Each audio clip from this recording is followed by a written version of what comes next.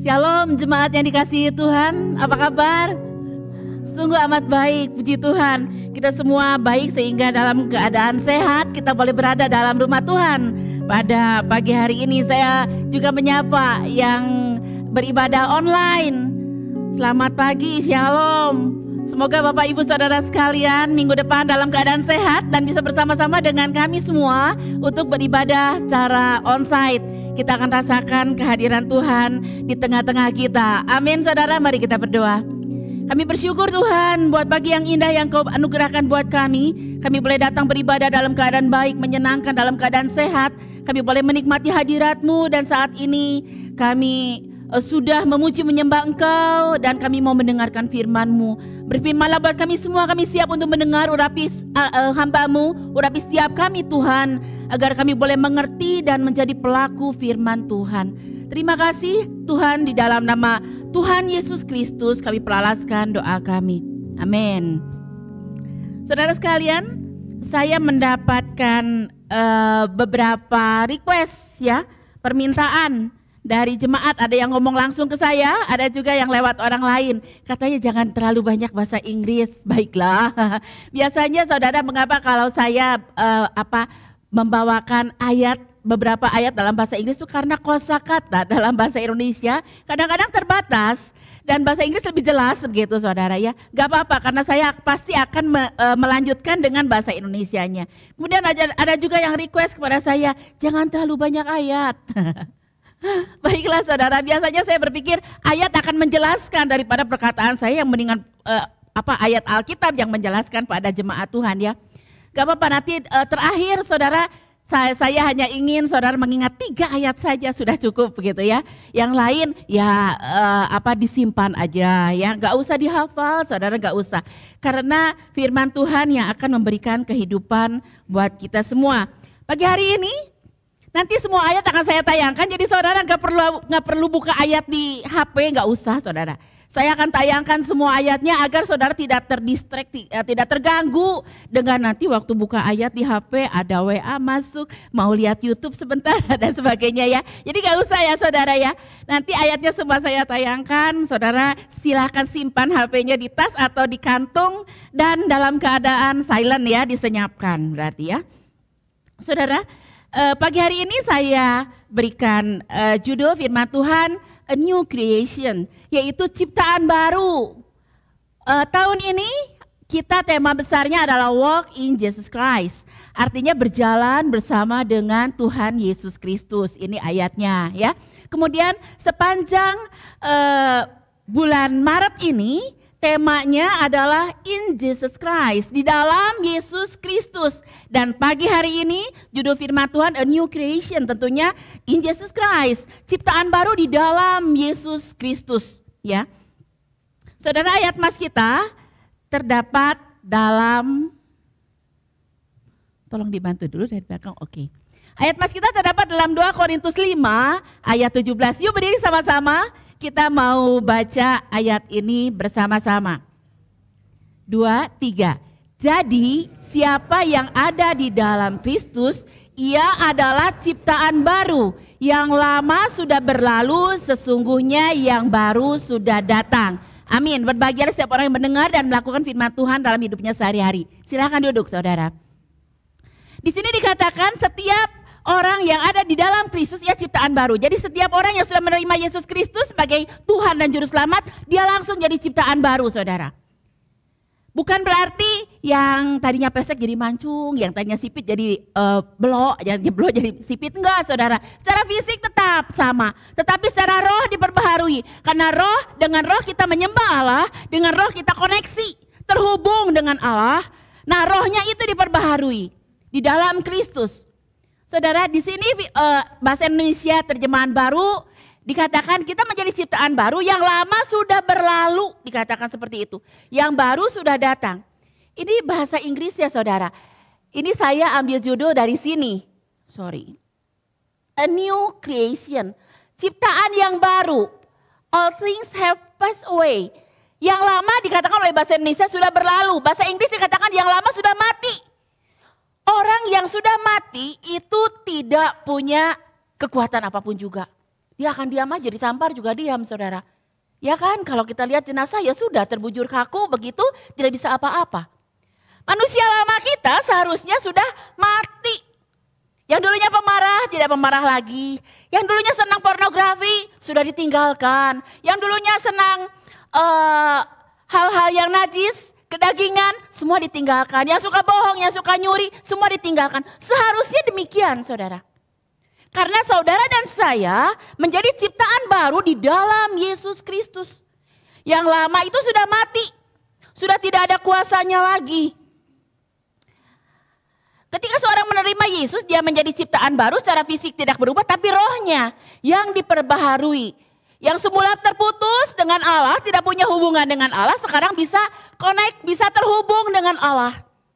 Saudara dan saya itu seperti itu, menjadi ciptaan baru di dalam Yesus Kristus. Dunia ini ada kalimat dalam bahasa Latin dikatakan mens sana in corpore sano, yang artinya dalam jiwa yang sehat terdapat tubuh yang sehat.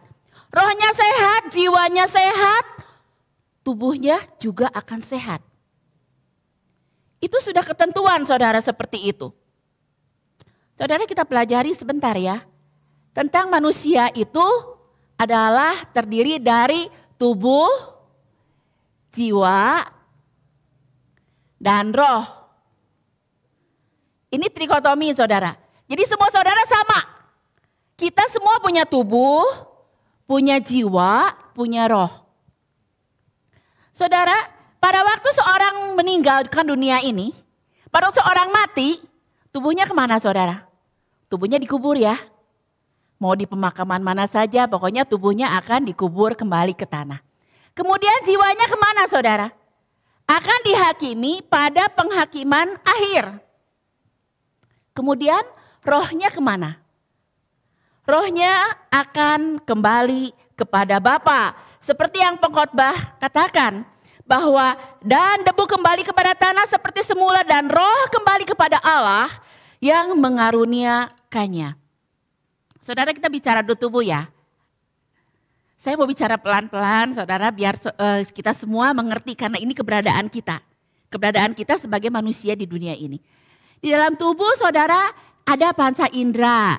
Di sana ada mulut, ada telinga, ada mata. Ini yang utama adalah mata dan telinga ini merupakan jendela kita untuk menikmati, menyerap apa yang kelihatan. Kita belajar dunia materi dari mata. Ya, kita mendengarkan juga banyak hal dari telinga kita. Kemudian ada penciuman, kemudian ada lidah sebagai perasa. Kemudian ada kulit, ada sentuhan tangan atau kulit ini sebagai peraba. Saudara, secara fisik kita tidak berubah pada waktu kita menerima Yesus sebagai juru selamat. Tuhan sebagai Tuhan dan juru selamat. Kita memiliki panca indera yang ada di tubuh kita, saudara semua punya. Itu panca indera yang tadi 5 indera itu. Dan tubuh itu, tubuh kita ini butuh makan. Kemudian ada kebutuhan seks di sana. Kemudian ada juga pertahanan diri. Saudara saya baru saja bercakap-cakap dengan salah seorang teman saya yang terpaksa dia katakan harus bercerai karena suaminya KDRT. Saya kan gak bisa tinggal diam, saya kan gak bisa babak belur di rumah sendiri. Itu tidak baik buat anak-anak saya, akhirnya dia mengambil keputusan untuk bercerai. Saudara, semua orang punya pertahanan diri. Kalau disakiti, disiksa kayak gitu, ya masa sih mau diem aja gitu ya. Intinya seperti itu ya saudara. Dengan tubuh ini kita mengenal alam sekitar, dengan tubuh ini kita mengenal dunia materi. Kita bisa mengoptimalisasi tubuh kita dengan apa? Nge-gym. Banyak ya yang senang di sini mengolah tubuhnya, nge-gym. Suami saya juga termasuk orang yang senang nge-gym. Mengoptimalisasi tubuhnya dengan nge-gym. Kemudian perempuan-perempuan banyak yang cantik-cantik di sini, skincare, yang ngurus diri gitu ya. Kemudian ada juga yang merasa aduh kelebihan berat tubuh saya mau diet. Nah itu optimalisasi dari tubuh kita. Tapi pada ujung-ujungnya akhirnya tetap menjadi layu, tetap menjadi peot, saudara. Semua akan mengalami itu secara alami, secara nature memang akan seperti itu. Sebab itu Paulus mengatakan kepada jemaat di Korintus, sebab itu kami tidak tawar hati, sekalipun manusia lahiriah kami semakin hari semakin merosot, tapi manusia batiniah kami yang di dalam ini, manusia batiniah kami diperbaharui dari hari ke hari. Saudara gak usah khawatir, saudara menjadi tua dan menjadi layu, menjadi peot, gak usah khawatir saudara. Paulus sendiri sudah mengatakan itu akan terjadi pada kita semua. Tapi yang penting adalah manusia batiniah ini diperbaharui dari hari ke hari oleh Tuhan sendiri. Kemudian kita punya jiwa saudara, punya jiwa. Di dalam jiwa itu ada pikiran, ada perasaan, kemudian ada kehendak. Saudara, saya undang saudara untuk meletakkan tangan saudara. Ada pikiran di sini di dahi saudara. Ini di jiwa kita ya, semua kita punya jiwa loh saudara. Di dalam jiwa ada pikiran, ada perasaan, ada kehendak. Kalau kita punya keinginan biasanya kita minta kan. Sama Tuhan kita minta keinginan kita kepada Tuhan. Ada di dalam jiwa kita ada pikiran, ada perasaan, ada kehendak. Ingat ya saudara ya, 3 hal ini ada di dalam jiwa manusia. Saudara, firman Tuhan mengatakan ini berulang kali saya sampaikan pada waktu saya menyampaikan firman Tuhan saudara. Dikatakan oleh 1 Yohanes 2 ayat 16 sampai 17, dikatakan sebab semua yang ada dalam dunia yaitu 3K. Keinginan daging, keinginan mata, keangkuhan hidup. Keinginan daging untuk memuaskan hawa nafsu, keinginan mata biasanya istilahnya lapar mata begitu ya. Padahal gak dimakan enggak, tapi beli, dimakan enggak lapar mata. Kemudian ujung-ujungnya kesombongan saudara. Ujung-ujungnya keangkuhan hidup. Bukan berasal dari Allah, bukan berasal dari Bapa kata firman Tuhan. Melainkan dari dunia. Dan dunia ini sedang lenyap dengan keinginannya, tetapi orang yang melakukan kehendak Allah tetap hidup selama-lamanya. Apa ini maksud dengan dunia saudara? Dunia ini tempat kita berpijak dunia saudara. Tuhan menciptakan langit dan bumi. Kemudian Yesus mengajarkan juga mengatakan bahwa jadilah kehendakmu di bumi seperti di surga. Jadi tempat ini namanya bumi saudara. Tempat kita berpijak ini namanya bumi. Jadi dunia apa dong maksudnya? Di sini dikatakan jangan sebab semua yang ada dalam dunia 3K. Keinginan mata, keinginan daging, keangkuhan hidup. Itu bukan berasal dari Bapa kata firman Tuhan. Jadi apa yang dimaksud dengan dunia? Dunia itu adalah sistem yang ada di dunia ini yang bosnya adalah iblis. Yang bosnya adalah penguasa di udara. Itu yang namanya dunia. Sistem yang ada dalam dunia ini. Dan 3K tadi, keinginan mata, keinginan daging, dan keangkuhan hidup, itu seringkali menggoda jiwa saudara. Ingat dalam jiwa ada apa? Ada pikiran, ada perasaan, ada kehendak. Itu diganggu dengan 3K tadi saudara. Sehingga dalam jiwa ini ada peperangan. Kita yang manusia baru, new creation di dalam Tuhan Yesus Kristus, itu tidak terluput dari peperangan dalam jiwa ini. Peperangan dalam jiwa, keinginan daging dan keinginan roh terus berperang, bergumul dalam jiwa kita, dalam pikiran, kehendak, dan perasaan kita. Saudara, jiwa hanya dapat menyesal. Jiwa bisa rusak kalau rohnya dikuasai oleh roh jahat. Jiwa bisa terganggu, kalau jiwa terganggu tubuhnya ikut rusak.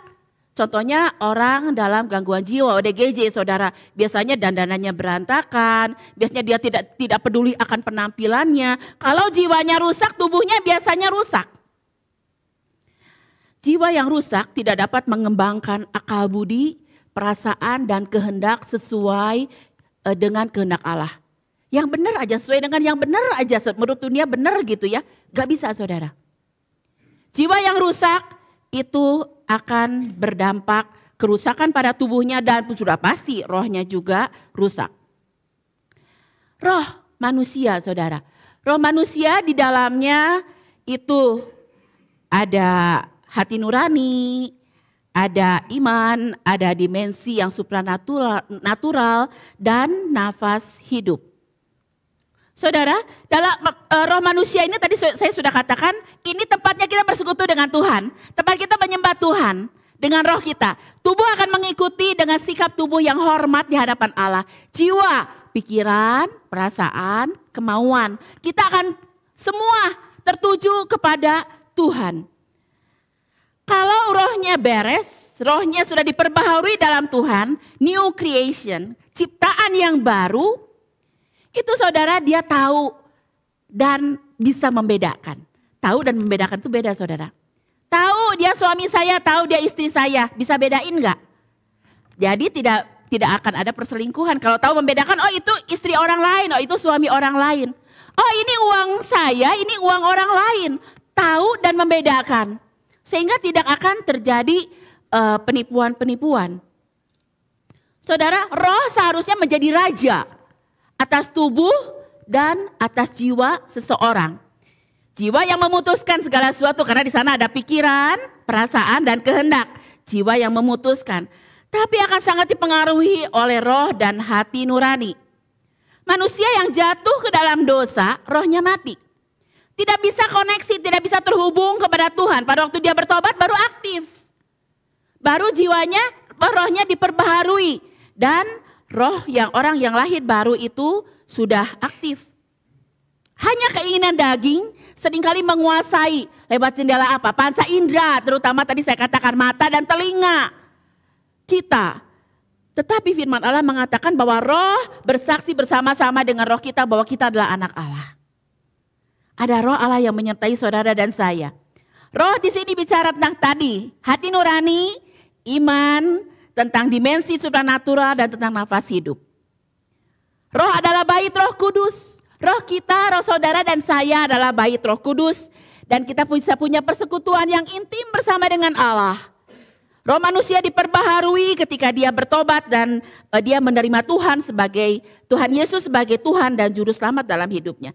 Jiwanya in progress dalam progres proses pengembangan. Jiwanya itu diubahkan, terus diubahkan dari hari ke hari saudara. Ini pekerjaan Roh Kudus. Peran manusia adalah hanya bisa dia mengalahkan dirinya sendiri. Ini yang lebih sulit daripada manusia mengalahkan kuasa kegelapan. Yang paling sulit adalah mengalahkan diri sendiri. Sebab itu buah roh itu ada pengendalian diri ya saudara yang terakhir ya. Ada pengendalian diri karena kita perlu mengendalikan diri, kita perlu menguasai diri kita sendiri. Sehingga dikatakan orang yang bisa mengendalikan diri, menguasai diri seperti seorang pahlawan yang mengalahkan kota, kata firman Tuhan. Mengalahkan 3K tadi. Keinginan mata, keinginan daging, keangkuhan hidup. Ini lebih sulit daripada mengalahkan penguasa di udara. Tetapi firman Allah jelas mengatakan bahwa saudara dan saya lebih daripada pemenang. Karena apa? Karena Tuhan, karena Roh Kudus yang ada di dalam saudara dan saya. Saudara, dalam Kejadian dikatakan bahwa Tuhan membentuk manusia itu dari debu tanah, kemudian menghembuskan nafas hidup. Dalam kehidungnya, demikianlah manusia menjadi makhluk yang hidup. Roh Allah hidup dan memberi kehidupan dalam diri saudara dan saya. Roh ini harus diberi makan saudara. Roh yang di dalam kita, tadi kan tubuh, jiwa dan roh. Ya, roh kita ini perlu diberi makan. Sama seperti tubuh perlu makan saudara. Sekarang bulan puasa, boleh ikut puasa? Boleh, gak apa-apa, gak ada masalah. Tapi kita punya cara berpuasa sendiri ya, itu khotbah tersendiri. Sama seperti tubuh perlu makan, roh juga perlu makan. Pemazmur mengatakan renungkan firman Tuhan siang dan malam. Siang pada waktu kita beraktivitas, kita tetap merenungkan firman Tuhan. Apakah jalan kita benar sesuai dengan firman Tuhan? Kemudian malam hari, pada waktu kita mengevaluasi kegiatan kita sepanjang hari. Apakah ada yang tidak berkenan pada Tuhan dan kita perlu minta ampun kepada Tuhan. Saudara, ketika kita bertobat, menerima Yesus Kristus sebagai Tuhan dan Juru Selamat, saudara dan saya menjadi ciptaan baru. New creation, ciptaan yang baru. Kita dimeteraikan oleh kuasa Roh Kudus, menjadi sah. Kita adalah milik Kristus. Di dalam Dia, kamu juga karena kamu telah mendengar firman kebenaran yaitu Injil keselamatanmu. Di dalam Dia kamu juga ketika kamu percaya dimeteraikan. Dengan Roh Kudus yang dijanjikannya itu sah, saudara dan saya sah menjadi anak Allah dimeteraikan oleh kuasa Roh Kudus. Kita menjadi manusia yang baru di dalam Tuhan. Ini ayat menarik sekali saudara. Dalam Kolose pasal 3 ayat 10. Dan telah mengenakan manusia baru setelah kita terima Yesus sebagai Tuhan dan Juru Selamat. Saudara dan saya menjadi manusia baru. Yang baru apa? Rohnya. Dan telah mengenakan manusia baru yang terus menerus diperbaharui untuk memperoleh pengetahuan yang benar menurut gambar Khaliknya. Saudara dan saya setiap saat, setiap hari terus diperbaharui.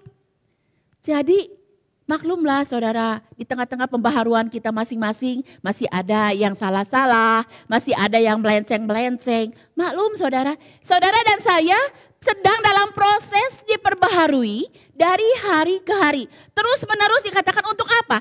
Untuk memperoleh pengetahuan yang benar menurut gambar Khaliknya, menurut pencipta kita saudara. Kita menjadi manusia baru. Minggu pertama Pak Gembala sudah menjelaskan secara jelas sekali, bukan neos tapi kainos. Neos itu adalah sesuatu, ini bahasa Yunani ya saudara. Baru itu bahasa Yunaninya neos dan kainos. Neos itu artinya sesuatu yang benar-benar baru dari awalnya. Saya beli sepatu baru, hari ini sepatunya baru, besok gak baru lagi saudara. Atau ada penggemar otomotif, beli mobil dari dealer mobil. Begitu keluar dari dealer tuh sudah turun 30% harganya saudara.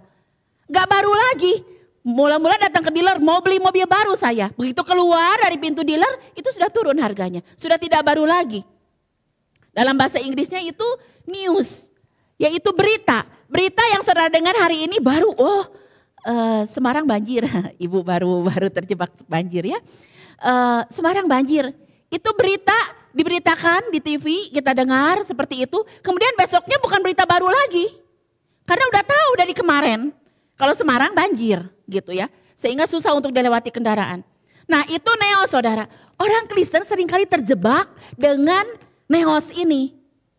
Dengan yang dikatakan baru dari awalnya. Cuma satu kali aja. Saya perlu datang ke gereja. Aduh rasanya kalau gak ke gereja punya utang. Kalau udah ke gereja plong. Bener gak sih saudara kayak gitu? Kemudian pulang dari gereja ngerasa aduh bersih deh saya. Kudus deh saya gitu. Kemudian Senin gimana? Selasa gimana? Rabu gimana? Mulai meleset-meleset, mulai bikin dosa. Sabtu jebur ke dalam dosa. Dengan pikiran, besok Minggu saya ke gereja minta ampun sama Tuhan. Ini konsep yang salah saudara. Saudara datang di kebaktian bukan karena merasa berhutang kalau saya tidak datang kebaktian. Memang firman Tuhan mengatakan jangan tinggalkan ibadah bersama-sama. Ya datanglah kebaktian bersama-sama. Nikmati kebersamaan bersama dengan saudara seiman dalam ibadah kita. Saudara ada orang yang berpikir, saya ke gerejanya Natal aja. Sehingga ada istilah Kristen Natal katanya ya. Salah enggak? Enggak salah sih, silakan bebas aja. Cuman coba renungkan. Kalau cuma ke gereja pada waktu Natal, ngerasa saya sudah beres, saya menjadi baru setelah mengikuti ibadah Natal. Saya menghadapi tahun yang baru itu siap gitu ya. Itu benar enggak saudara? Konsep yang salah. Kita bukan neos, kita tidak boleh berpikir bahwa kita cukup satu kali aja menjadi baru pada hari Minggu atau pada hari Natal. Tidak saudara, kita harus baru kainos dalam bahasa Yunaninya. Yaitu memperbaharui dari yang sudah ada. Diperbaharui terus menerus nih, kalau Kolose 3 ayat 10 ya saudara. Diperbaharui terus menerus saudara dan saya manusia baru. New creation di dalam Tuhan. Tapi tiap-tiap hari, tiap saat kita diperbaharui. Terus menerus. Tidak pernah berhenti sampai kita sempurna berjumpa dengan Tuhan saudara. Mau lewat kematian atau Tuhan datang untuk kedua kalinya. Saudara ketika kita menerima Tuhan. Kristus sebagai Tuhan dan Juru Selamat, Roh Kudus terus mengisi hidup dan jiwa kita. Dengan tubuh kita menyembah Tuhan juga, dengan sikap kita. Dan pikiran kita disinkronkan, disejalankan dengan pikiran Kristus. Bukan pikiran duniawi lagi, tapi pikiran Kristus. Itu yang seharusnya ada dalam diri kita. Karena roh dunia ini akan memblokir semua kerinduan, keinginan kita untuk mengenal Allah, untuk hal rohani. Roh dunia ini akan memblokir semua pintunya saudara. Tetapi firman Tuhan mengatakan, sebab itu firman Tuhan mengatakan dalam Korintus bahwa manusia duniawi tidak bisa menerima apa yang berasal daripada Allah karena itu merupakan kebodohan bagi orang-orang itu. Itu sebabnya kita mengenal orang yang katanya sudah percaya kepada Tuhan, rajin datang ke gereja, bahkan barangkali melayani juga dalam rumah Tuhan. Tapi dia masih hidupnya morat-marit. Utang gak bayar, masih nyuri, masih bohong, masih nipu sana sini. Ada orang kayak gitu saudara? Ada, buktinya di penjara masih banyak orang-orang pakai nama Kristen dan ada di sana. Mengapa hal itu terjadi saudara? Karena iblis yang terus-menerus menuduh saudara dan saya. Pada waktu kita terima Yesus sebagai Tuhan dan Juru Selamat, kita minta ampun pada Tuhan untuk semua dosa kita. Besoknya bikin dosa, minta ampun lagi sama Tuhan. Diampuni enggak saudara? Diampuni enggak? Diampuni. Dan Tuhan, firman Tuhan mengatakan dosanya dibuang jauh-jauh ke dalam tubir-tubir laut. Tidak diingat lagi. Tapi tiba-tiba, kamu katanya ke gereja, katanya melayani, tapi masih gitu, masih gini, masih bohong, masih pornografi, masih bikin hal-hal yang tidak berkenan, tidak sesuai dengan firman Tuhan. Siapa yang menuduh saudara? Apakah Tuhan menuduh? Iblis itu yang menuduh kita. Pada waktu saudara dan saya minta ampun pada Tuhan, diampuni, beres semua.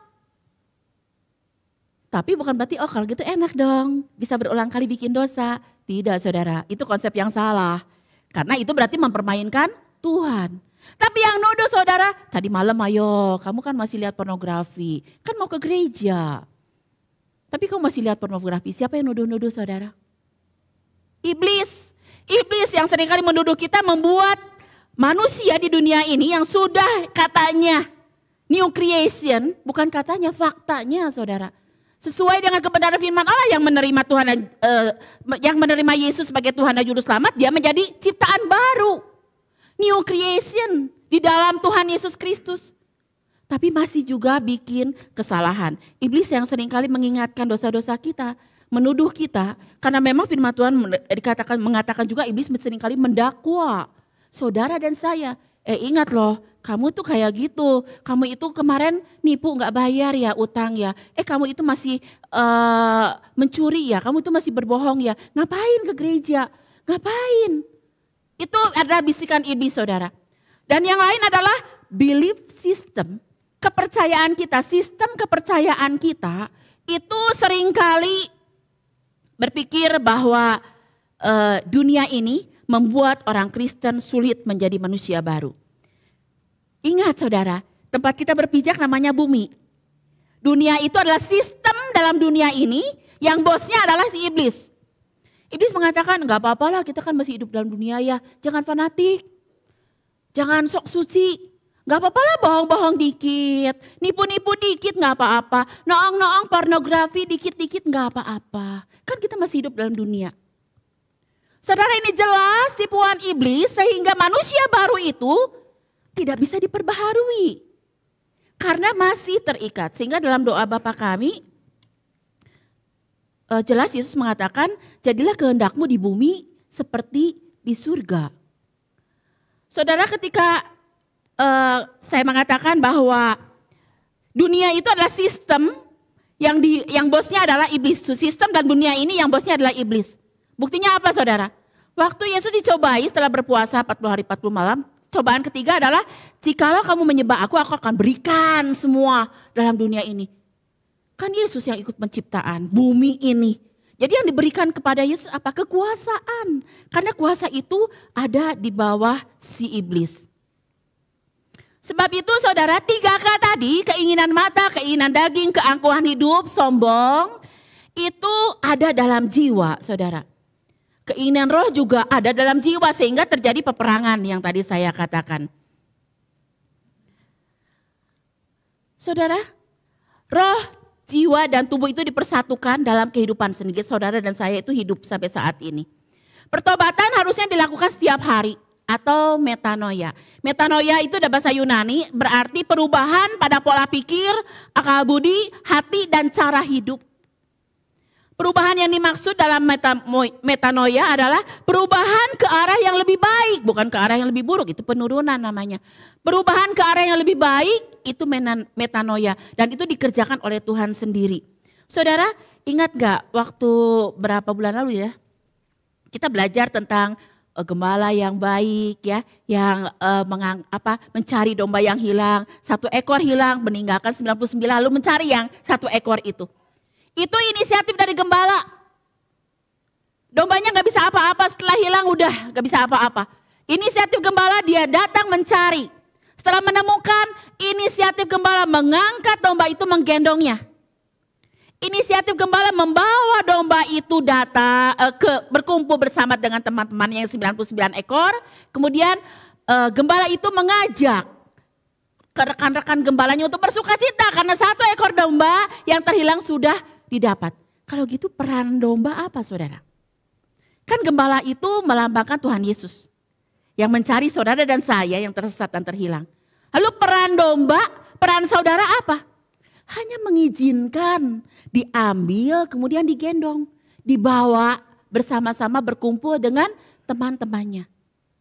Saudara, peran kita gak begitu berarti, saudara. Tapi peran gembala itu sangat berarti dalam pertobatan saudara dan saya. Sebab itu, saudara, Roma 12 ayat 2 mengatakan, janganlah kamu menjadi serupa dengan dunia ini. Ingat ya, dunia adalah sistem dalam dunia ini yang bosnya adalah iblis. Tapi berubahlah, ini kata perintah saudara. Kalau adalah makanlah, minumlah, itu berarti kata perintah. Berubahlah oleh pembaharuan budimu, sehingga kamu dapat membedakan manakah kehendak Allah. Bagaimana tahu kehendak Allah? Apa yang baik, apa yang berkenan pada Allah dan yang sempurna. Kalau tanya gimana caranya saya tahu kehendak Allah? Ini saudara, apa yang baik, yang berkenan pada Allah dan yang sempurna. Saudara, kita perlu berubah. Jangan jadi serupa, kata-kata firman Tuhan ini. Jangan jadi serupa dengan dunia ini. Artinya apa? Kita jangan meniru perilaku atau adat istiadat dalam dunia ini. Jangan mengikuti norma-norma atau pedoman dalam dunia ini. Kita berpegang pada kebenaran firman Allah. Karena firman Allah mengatakan bahwa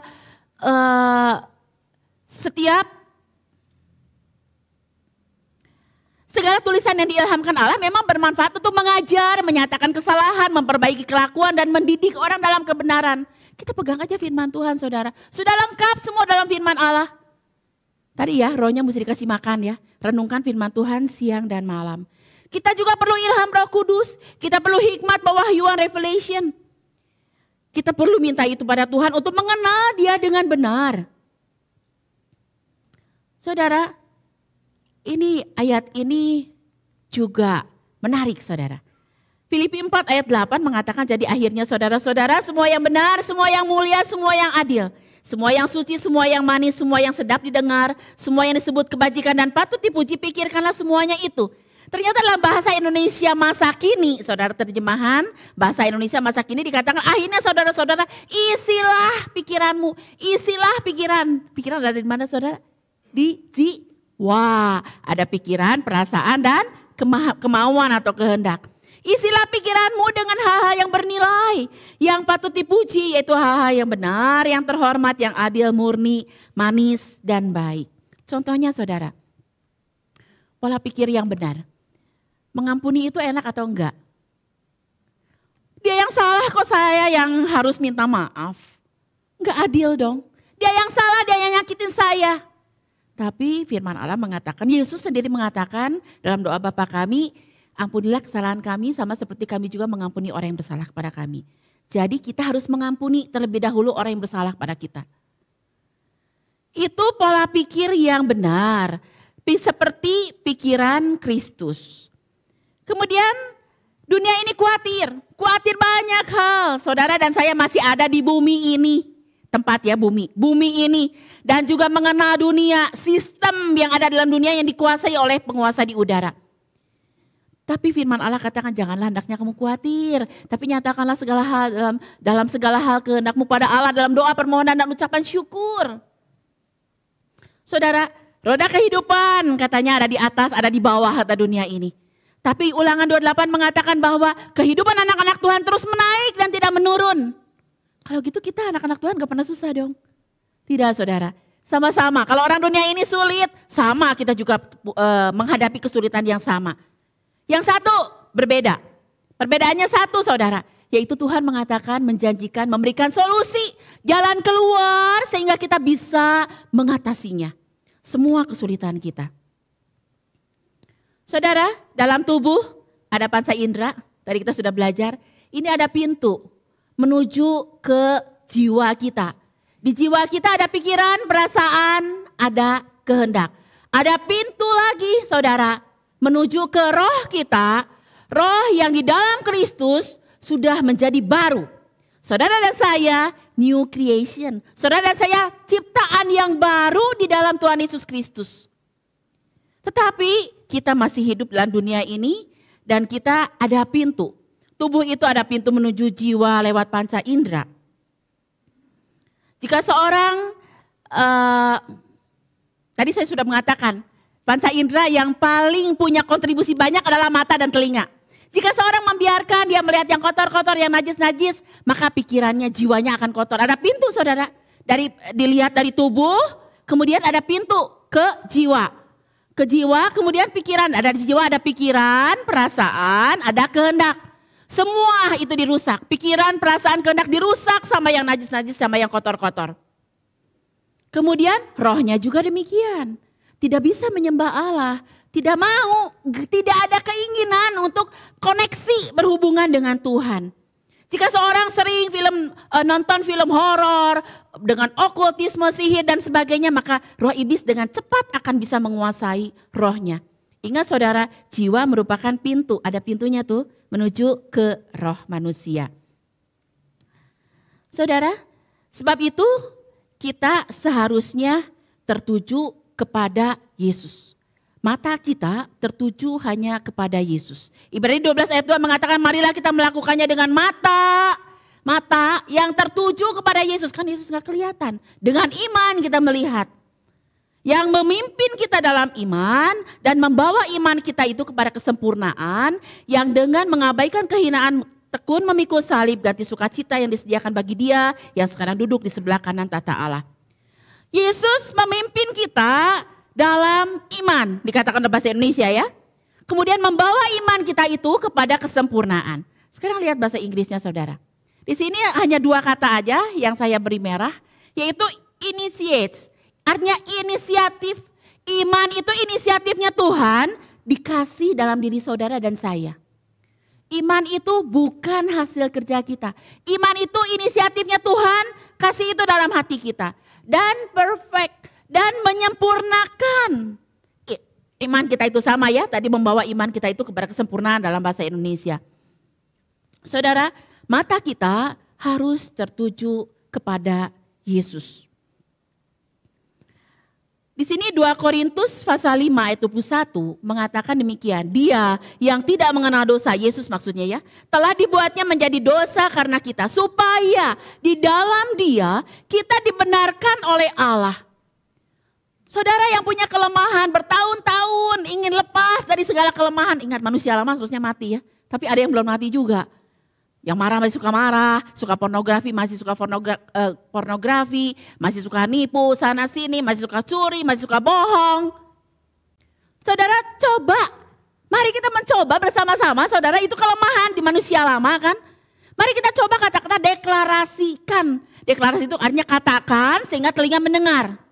Deklarasikan ayat ini saudara, katakan bahwa saya sudah dibenarkan oleh Allah. Di sini supaya di dalam dia, di dalam Kristus kita saudara ganti dengan nama saudara sendiri. Supaya di dalam Kristus Yulia dibenarkan oleh Allah. Saudara masih terikat dengan berbagai macam kebiasaan lama manusia lama. Ingat saudara, kita adalah manusia baru yang diperbaharui dari hari ke hari. Kalau masih terikat pada kebiasaan yang lama, masih gampang sakit hati, gampang kesinggung, bahkan punya pahit hati. Saudara coba katakan ayat ini, deklarasikan. Katakan saudara bahwa saya di dalam Kristus, Yulia telah dibenarkan oleh Allah. Iblis hanya menuduh, Tapi saudara dan saya telah dibenarkan oleh Yesus Kristus yang mati tersalib di Bukit Golgota. Dia bangkit pada hari yang ketiga dan dia naik ke surga menyediakan tempat bagi saudara dan saya. Satu kali dia akan datang untuk kedua kalinya menjemput saudara dan saya. Adakah iman di bumi ini? Itu yang Yesus tanyakan. Saudara, apakah mata kita tertuju pada Yesus senantiasa? Ketika kita melihat sesuatu yang lain dapat mengakibatkan kita menjadi jatuh atau berbuat salah. Jangan tertuju pada dosa, jangan tertuju pada kelemahan sendiri. Mari kita akan tertuju, mata kita tertuju hanya kepada Yesus dan katakan di dalam dia, Yulia, sebutkan nama saudara pribadi, telah dibenarkan oleh Allah. Marilah kita berharap hanya kepada Tuhan Yesus saja. Tetap percaya bahwa Yesus tidak pernah gagal menolong setiap orang yang percaya kepadanya. Mari kita hanya fokus. Fokus itu hanya bisa satu saudara. Fokus itu gak bisa bermacam-macam gitu. Fokus itu hanya bisa satu. Tujuan kita fokus kita hanya kepada Yesus saja. Yang membenarkan kita di hadapan Allah. Artinya yang kita pikirkan, yang kita rasakan, yang kita ingini, pokok pembahasan kita tiap-tiap hari hanya Yesus. Seharusnya demikian. Seringkali kita fokus pada masalah saudara, pada pornografi, pada kepahitan hidup, pada sakit hati, pada kesalahan orang, pada uang, pada berita-berita yang sedang viral. Salah saudara semua itu. Mari kita fokus hanya kepada Tuhan. Ayat terakhir saudara. Semoga Allah damai sejahtera menguduskan kamu seluruhnya. Dan semoga roh, jiwa dan tubuhmu terpelihara sempurna dengan tak bercacat pada kedatangan Yesus Kristus untuk kedua kalinya. Saudara, pesan Tuhan pagi hari ini adalah saudara dan saya adalah ciptaan baru. Ayatnya 2 Korintus 5 ayat 17. Kemudian saudara dan saya bukan neos, bukan satu kali saja diperbarui, tapi terus menerus diperbaharui dari hari ke hari. Itu terdapat dalam Kolose 3 ayat 10. Dan yang ketiga, saudara dan saya telah dibenarkan oleh Allah. Lewat pengorbanan Yesus Kristus di kayu salib. Kita fokus hanya kepada itu saja saudara. Kita deklarasikan hal ini. Itu ayatnya dalam 2 Korintus 5 ayat 21. Saudara mau demikian? Amin, mari kita berdoa. Terima kasih Tuhan buat firman Tuhan pada pagi hari ini. Sudah menjelaskan kepada kami bahwa kami adalah manusia baru di dalam Tuhan. Manusia lama kami sudah mati, tapi kami dibangkitkan bersama dengan Kristus. Terima kasih karena kami diperbaharui dari hari ke hari di dalam Tuhan. Dan itu pekerjaan Tuhan yang begitu sempurna dalam diri kami. Kami tidak punya andil apapun juga karena gembala yang baik mencari, menggendong domba yang terhilang, dan itulah kami. Tuhan, seberapa banyak di antara kami yang masih punya kebiasaan-kebiasaan yang lama, kami mau deklarasikan bahwa sesungguhnya di dalam Kristus kami sudah dibenarkan oleh Allah dan iblis tidak bisa menuduh kami. Terima kasih Tuhan meteraikan firman Tuhan dalam hati kami sehingga kami menjadi pelaku firman Tuhan dalam hidup kami sehari-hari. Terima kasih Bapa, dalam nama Tuhan Yesus kami peralaskan doa kami. Amin.